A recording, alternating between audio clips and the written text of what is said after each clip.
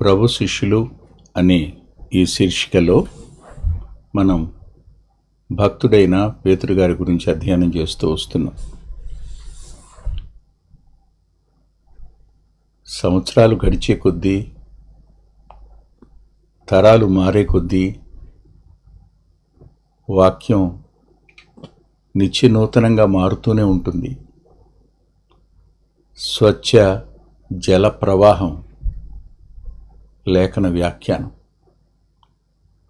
ఎన్ని కోట్ల మంది వ్యాఖ్యానించినా ఇంకా అది స్వచ్ఛంగానూ మరింత తాజాగానూ ఉంటుంది. వాక్యాన్ని అధ్యయనం చేసే ప్రతిసారి ఆ వాక్యంలో దొరికే సంతోషం వివరించడానికి సాధ్యం కాదు. భక్తుడైన పేతురు గారి జీవితంలో అడిగి తెలుసుకునేటువంటి ఓ అద్భుతమైన లక్షణం ఉంది. అడిగి తెలుసుకోవడం. ఉదాహరణకు మనం గతంలో 2 చూసాం. ఆయన ఈసారి కూడా వాటిని ఒకసారి జ్ఞాపకం చేసుకుందాం. అందులో ఒకటి మత్తయి సువార్త 18వ అధ్యాయం 21వ వచనంలో రాయబడిన మాట ఏమిటంటే, ప్రభువా, నా సహోదరుడు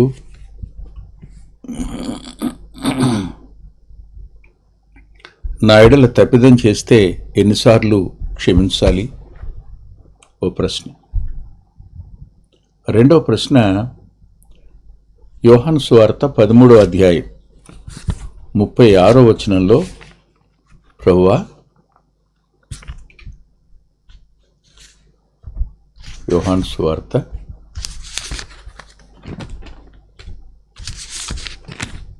13వ అధ్యాయం 36వ వచనం, ప్రభువా, నువ్వెక్కడికి వెడుచున్నావని ఆయన అడుగగా, నువ్వెక్కడికి వెడుతున్నావు? ఇది రెండవ ప్రశ్న. ఇక మూడవ ప్రశ్న మనకు లూకా సువార్త 12వ అధ్యాయం 41వ వచనం. అప్పుడు పేతురు, ప్రభువా, ఈ ఉపమానం మాతోనే చెప్పుచున్నావా, అందరితో చెప్పుచున్నావా అని అడిగాడు.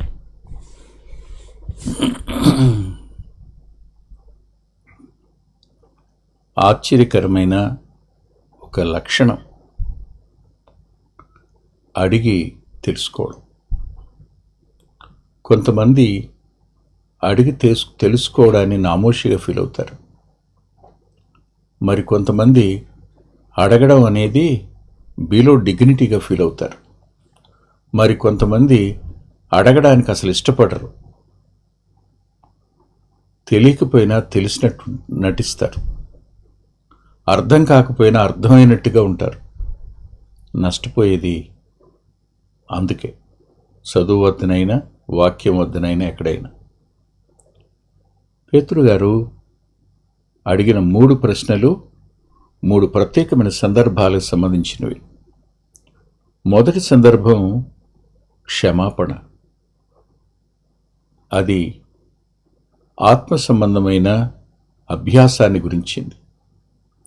ఆత్మ సంబంధమైన అనుదిన అభ్యాసంలో నేను పరలోకానికి ఇష్టునిగా ఉండాలి అన్నా, నీవలే జీవించాలి, భక్తి కలిగి ఉండాలి అన్నా ఎన్నిసార్లు క్షమించాలి ఒక సహోదరుణ్ణి అని అడిగాడు. ఇది ఆత్మ సంబంధమైన అభ్యాసాన్ని గురించిన ప్రశ్న. రెండవ ప్రశ్న, ప్రభువా, నువ్వెక్కడికి వెడుతున్నావు? ఈ మాట, నేను వెళుతున్నాను, నేను వెళ్ళే చోటుకి మీరు రాలేరన్న పదం దగ్గర ఎందుకు రాలేవు అంటే, ప్రభు వెంట ఎక్కడికైనా వెళ్ళాలి అనే ఓ తపన, ఆయన ఎక్కడికి వెళుతున్నాడో తెలుసుకోవాలనే కుతూహలం. ఇది భవిష్యత్తును గురించిన, రేపటిని గురించిన ఆలోచన. ఇంతకు ముందుది ఈరోజు, ప్రతిరోజు సంబంధించింది. రెండవ ప్రశ్న రేపటిని గురించిన ప్రశ్న. ఇక మూడవ ప్రశ్న, మాకే చెప్తున్నారా, అందరికీ చెప్తున్నారా ఇది అన్న పదం. అంటే కేవలం కొన్ని విషయాలు యూదులకు మాత్రమేనని, మరికొన్ని విషయాలు అన్యులకు మాత్రమేనని ఇలా క్లాసిఫై చేయడం అవి పరిసయ్యులకు చెందినవని, ఇవైతే యాజకులకు చెందినవని, ఇలా రకరకాలుగా వ్యాఖ్యానించే వ్యక్తులుండగా మీరు చెప్తున్న ఈ మాటలు ఎవరి గురించి చెప్తున్నారు? మా గురించా, అందరి గురించా అని అడగడం దగ్గర భవిష్యత్ తరాల యొక్క సందేహ నివృత్తి కోసం అడిగిన ఓ అద్భుతమైన ప్రశ్న ఈ ప్రశ్న. నేను ఇలా అనుకున్నాను, ముమ్మారు ప్రశ్నించాడు, ముమ్మారు అబద్ధం ఆడాడు, 3,000 మంది రక్షించబడడానికి కారకుడయ్యాడు. 3, 3, 3 అనే పదాలు ఏదో సరదాగా చెప్పుకున్నా ఆయనలో ఉన్న ఒక లక్షణం అది. అంటే అబద్ధం ఆడింది కలిపి నేను దాన్ని ఘనపరచడానికి నేను చెప్పటం లేదు, కానీ 3 ప్రశ్నలు అడిగినవాడు ఆ 3 ప్రశ్నలు సార్వత్రిక సంఘానికి ఆత్మీయ అభ్యాసాన్ని, ప్రభు వెంట ప్రయాణించాలనే కుతూహలాన్ని, సందేహ నివృత్తి కోసం మాకేనా అందరికీనా అన్న ప్రశ్న. ఇలా 3 ప్రశ్నలు అడగడం. ఈ ప్రశ్నల వెనక ఉన్న మాట చూద్దాం. లూకా సువార్త 12వ అధ్యాయం 35వ వచనంలో, మీ నడుములు కట్టుకొనుడి, మీ దీపములు వెలుగుచుండనియుడి, తమ ప్రభువు పెండ్లి విందు నుండి వచ్చి తట్టగానే అతనికి తలుపు తీయుటకు అతడెప్పుడు వచ్చునో అని అతని కొరకు ఎదురుచూచు మనుషుని వలె ఉండుడి. ఏ దాసుడు మెలకుగా ఉంట కనుగొనునో ఆ దాసులు ధన్యులు. అతడు నడుము కట్టుకుని వారిని భోజన పంక్తిని కూర్చుండబెట్టి తానే వచ్చి వారికి ఉపచారం చేయనని మీతో నిశ్చయముగా చెప్పుచున్నాను. మరియు అతడు 2వ జామున వచ్చినను 3వ జామున వచ్చినను ఏ దాసులు మెలకుగా ఉండుట కనుగొనునో ఆ దాసులు ధన్యులు. దొంగ ఏ గడియ వచ్చునో ఇంటి యజమానికి తెలిసిన ఎడల అతడు మెలకుగా ఉండి తన ఇంటికి కన్నం వేయనిడని తెలుసుకునడి. మీరు అనుకొనని గడియలో మనుష్య కుమారుడు వచ్చును గనుక మీరును సిద్ధముగా ఉండుడని చెప్పాను. ఈ మాటలు ప్రభు యొక్క రాకడ గురించిన మాటలు. రాకడ వరకు మనం ఎలా జీవించాలి, ఎలా సిద్ధంగా ఉండాలి అని చెప్పేటువంటి ఈ అద్భుతమైన వివరణ ఇది. మీ నడుములు కట్టుకొనుడి అనే పదం. నడుములు కట్టుకొనుడి అనే ఈ మాట ప్రభు చెప్పారు. అయితే దానికి ఒక అద్భుతమైన వివరణ ఇవ్వబడింది లేఖనంలో. అది నేను మీకు చదివి వినిపిస్తాను, కొంచెం మనసు పెట్టి చూడండి. పేతురు గారు రాస్తూ తన మొదటి పత్రిక 1వ అధ్యాయం 13వ వచనంలో, కాబట్టి మీ మనస్సు అను నడుము కట్టుకుని నిబ్బరమైన బుద్ధి గలవారై యేసుక్రీస్తు ప్రత్యక్షమైనప్పుడు అన్నాడు. నడుము కట్టుకొనుడి అనే మాటకు నిబ్బరమైన బుద్ధి కలిగిన వారై, మనస్సు అనే నడుము కట్టుకొని. రాకడకు ముందు ఎన్నెన్నో కార్యాలు జరుగుతుంటాయి. వాటిని ఏకరువు పెట్టి భయభ్రాంతుల్ని చేసి తొందరపడేట్టు చేయడం అనేది చరిత్రలో అనేక మార్లు జరిగింది. ఒకసారి కాదు, 2 సార్లు కాదు. అలా జరిగిన ప్రతిసారి సంఘం కంగారు పడి తమ ఆస్తులమ్మి మైదానాల్లో గుడారాల్లో నివసించిన సందర్భాలు కూడా గత కాలంలో ఉన్నాయి. ఇదిగో పలానా రోజున పలానా తారీఖునని చెప్పి ప్రజలను భయభ్రాంతుల్ని చేసి సిద్ధపరుస్తున్నాం అని అనుకుంటూ వాళ్ళు ఎంత తొందర చేశారో గత చరిత్రను అధ్యయనం చేస్తే అర్థమవుతుంటుంది. ఎన్ని మార్లు ఎందరూ రాకడను గురించిన ప్రస్తావన తెచ్చి దినాన్ని కూడా చెప్పేసిన సందర్భాలు ఎన్నో ఉన్నాయి. కానీ పౌలు గారు అనేక విషయాలు రాకడ గురించి చెప్పారు. ప్రభు తన నోటితో తాను చెప్పారు. చివరికి పేతురు గారు కూడా చెప్తున్నారు. ఇలా చెప్తున్న సందర్భంలో నడుం కట్టుకోండి, నిబ్బరమైన బుద్ధి కలవారే ఉండండి అన్నప్పుడు ఆ మాటలు విన్నప్పుడు మీరేమీ కంగారు పడొద్దు అన్నదే కదా ఆయన ఉద్దేశం. మీరెందుకు భయపడుతున్నారు? అది కదా. భయపడకండి. ఆయన వస్తారు. తన యందు విశ్వాసం ఉంచిన వారిని తీసుకుని వెడతారు. ఆయన వస్తారు. రక్షించబడిన ప్రతి వ్యక్తి ఎత్తబడతాడు, సందేహమేం లేదు. అందుకనే ఇదే పేతురుగా రాస్తూ అద్భుతంగా మీరు ధైర్యం కలిగి ఉండండి అన్న పదం, అంటే నడుం కట్టుకుని నిబ్రమైన బుద్ధి గలవారే ఉండండి అన్నాడు. ఈ మాటలు మనం అధ్యయనం చేస్తున్నప్పుడు సిద్ధంగా ఉండడం అనే పదం, అతడు ఎప్పుడు వచ్చునో అని అతని కొరకు ఎదురు చూచు మనిషి. ప్రభు రాకడ కోసం ఎదురు చూడండి. ఇవాళ వస్తాడైనా, వచ్చినా నేను వెళ్ళడానికి సిద్ధంగా ఉన్నా. ఈరోజు మరణం వస్తుంది, అయినా నేను వెళ్ళడానికి సిద్ధంగానే ఉన్నా. ఎల్లప్పుడూ సిద్ధపడి ఉండడం. ఇంకా భూమి మీద ఏదో చేయాలి, ఏదో చేయవలసింది మిగిలింది, అలా కాదు సుమా. ఈరోజు వచ్చిన ప్రభు తప్పనిసరిగా నేను వెళ్ళిపోవడానికి సిద్ధంగా ఉన్నాను. పిల్లలంటారా? ప్రభు ఉన్నాడు. పరిచర్య అంటారా? ఆయన పరిచర్య ఆయనే తన వారితో జరిగించుకుంటాడు, ఇందులో సందేహం లేదు. కానీ నిబ్బరమైన బుద్ధి గలవారై ఉండండి అనే పదం. అంతేకాదు, మీ దీపాలు వెలుగుచూ ఉండనియండి. చాలాసార్లు దీపాలు కునకడం ఆరంభమవుతాయి.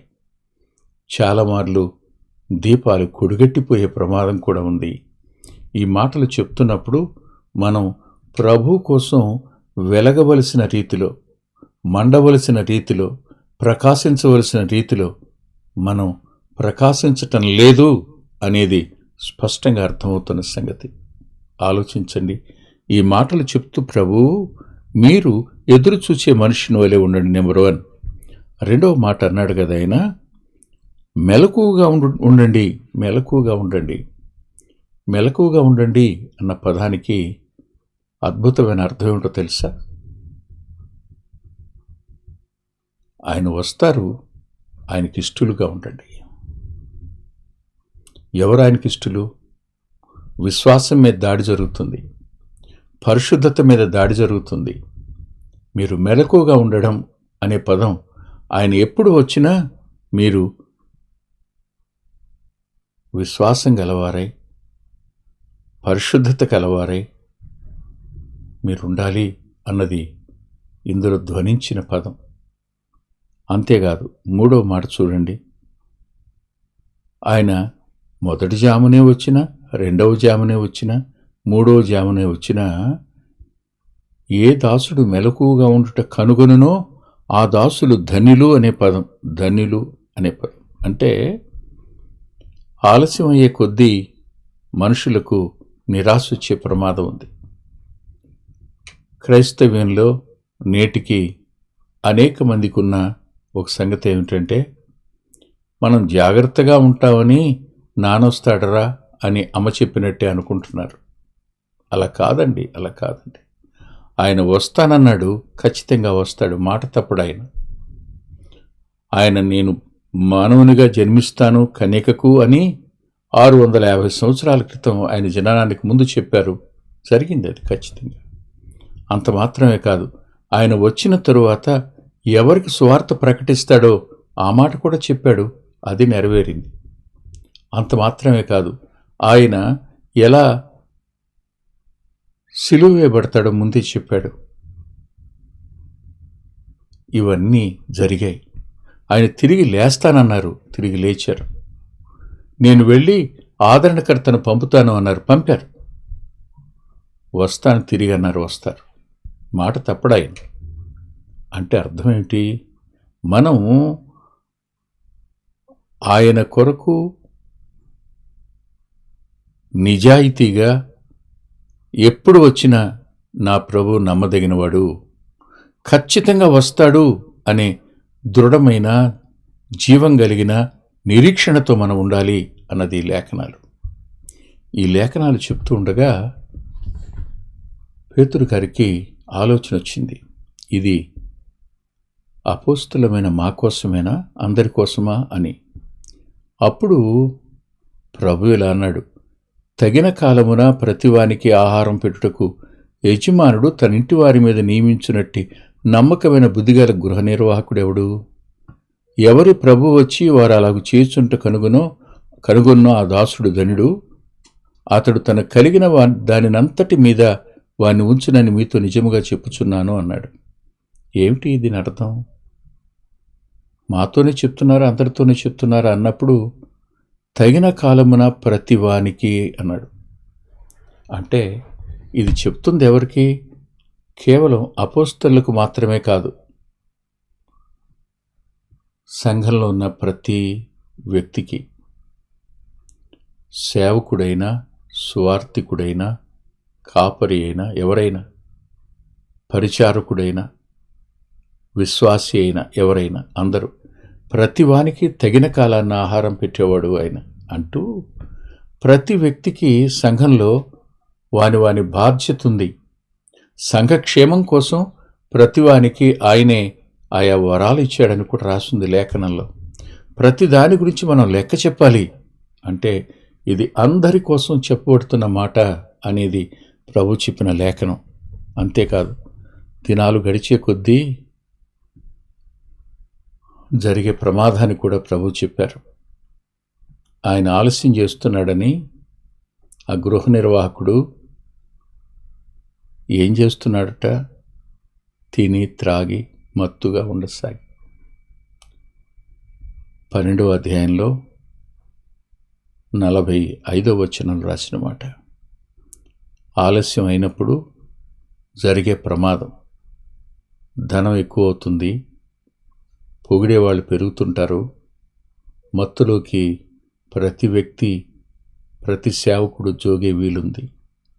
జోగినవాడు తన సొంత రక్షణ విషయమే పట్టింపు లేనివాడుగా ఉంటాడు. ప్రభుత్వ గడిపే విషయంలో పట్టింపు లేనివాడుగా ఉంటాడు. తాను ఏం చెప్పినా చలామణి అవుతుంది కదా అనుకుంటాడు. ఇది తిని త్రాగి అంటే తిండికి, విశ్రాంతికి అత్యధిక ప్రాధాన్యతనిచ్చేటువంటి వ్యక్తులు. అంతేకాదు, తన చుట్టూ ఉన్న వారిని బాధ పెట్టేటువంటి వ్యక్తులు. ఇవాళ పరిచర్యలో జరిగేది ఇదే. ఎవరిని గాయపరుద్దామా, ఎవరిని బాధ పెడదామా, ఇదే కదా ఆలోచన. ప్రమాదకరమైన సంగతి ఇది. ఈ మాటలు చెప్తున్నప్పుడు ఆయన అందరిని గురించి ఈ మాటలు చెప్తున్నట్టుగా లేఖనంలో ఉన్నాయి. అందరి కోసం చెప్పాను అనేది ప్రభు యొక్క జవాబు.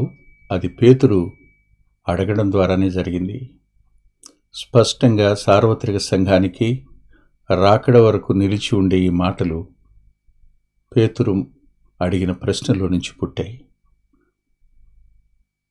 అడిగిన ప్రశ్నకు అతను తీసుకున్న జవాబు మనందరి కోసం. తల్ల వంచి ప్రార్థన చేసుకుందాం. ప్రేమగల మా ప్రియ తండ్రి, పరిశుద్ధుడైన దేవ, పేతురు గారి జీవితాన్ని కొద్దిగా అధ్యయనం చేయడానికి సాయం చేశారు.